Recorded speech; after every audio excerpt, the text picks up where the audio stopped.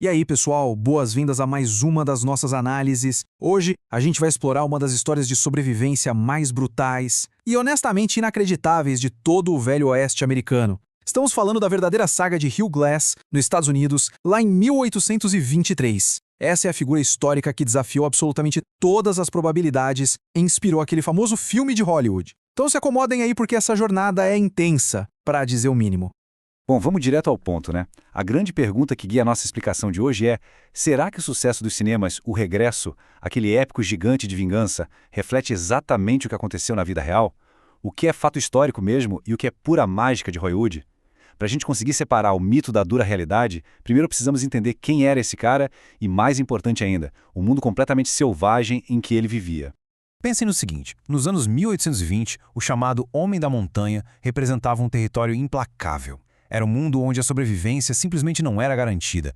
Era uma luta diária, literal mesmo. Esses caçadores e comerciantes de peles precisavam caçar a própria comida, consertar as próprias ferramentas, enfrentar climas absurdos e perigos constantes em um isolamento que a gente nem consegue imaginar hoje. Para sobreviver ali, o sujeito precisava ser feito de ferro.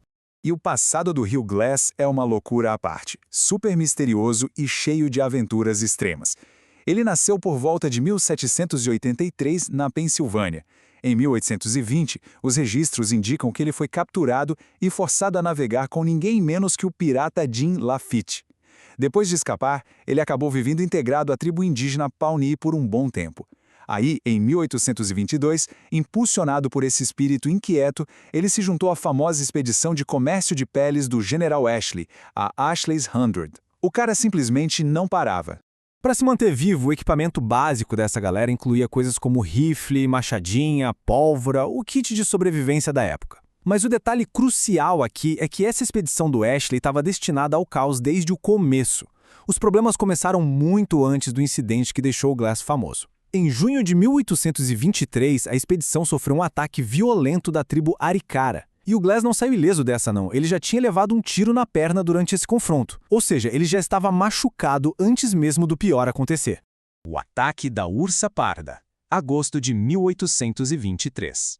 Pois é, apenas alguns meses depois de ser baleado, o Hugh Glass acidentalmente surpreendeu uma ursa parda gigante com 2 filhotes.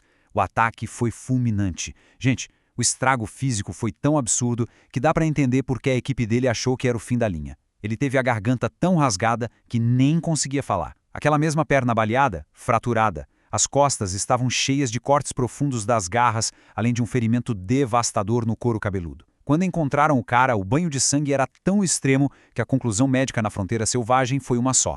Ele estava morto. Era só questão de horas. E aqui a história toma um rumo sombrio. O estado do Glass estava atrasando todo mundo, e a expedição morria de medo de uma nova emboscada. Então, os líderes tomaram uma decisão super cruel, mas pragmática: seguir em frente. Eles pagaram 2 caçadores para ficarem para trás, com uma única ordem: esperar o Glass parar de respirar e dar um enterro digno a ele. Era para ser rápido, mas 5 dias se passaram e o Glass continuava vivo. O pânico de estarem isolados começou a bater forte na mente desses 2 homens. Esses 2 eram John Fitzgerald, um cara mais velho e egoísta, e um jovem chamado Bridgers, que muitos acreditam ser o adolescente que mais tarde viraria a lenda Jim Bridger. Sob a pressão do Fitzgerald, o garoto cedeu. Eles não apenas abandonaram o colega quase morto, eles deram a sentença de morte definitiva.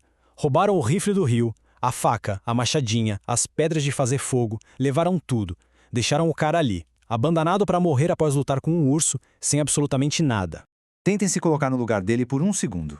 Imaginem acordar sozinho, no meio do nada, sem conseguir falar por causa da garganta rasgada, cheio de infecções e incapaz de ficar de pé por causa da perna esmagada.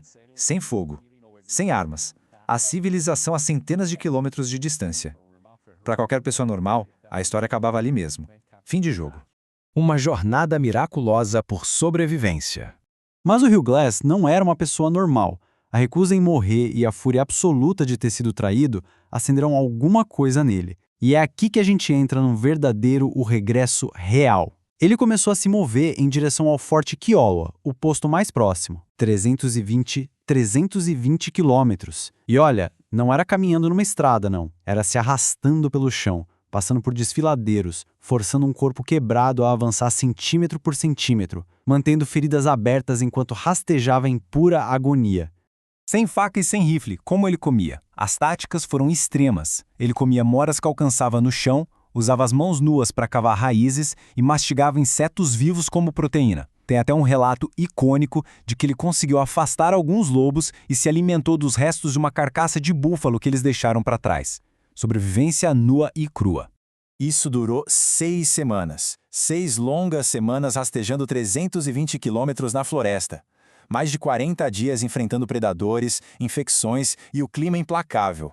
Até que, ao chegar perto de um rio, ele encontrou nativos da tribo Lakota. Eles ajudaram a tratar as feridas, costuraram o que deu e colocaram ele num barquinho rumo ao sul. E assim, rasgado, fraco, desafiando qualquer lógica, Hugh Glass passou pelos portões do Forte Kiowa, vivo. E aí chegamos à grande questão, aquela que o cinema colocou na cabeça de todo mundo. Ele rastejou 320 quilômetros durante 6 semanas para se vingar. Mas será que rolou aquele banho de sangue final contra os covardes que roubaram as ferramentas dele? Vamos ver o que a história real nos diz sobre isso. A verdade, na verdade, surpreende. Quando Glass se recuperou e foi atrás dos dois, ele encontrou primeiro o adolescente Bridges. E aí, ele percebeu que o garoto só tinha sido manipulado pelo mais velho. Então, em vez de matar, ele perdoou o jovem. E o Fitzgerald? Bom, o vilão principal foi esperto e se alistou no exército dos Estados Unidos.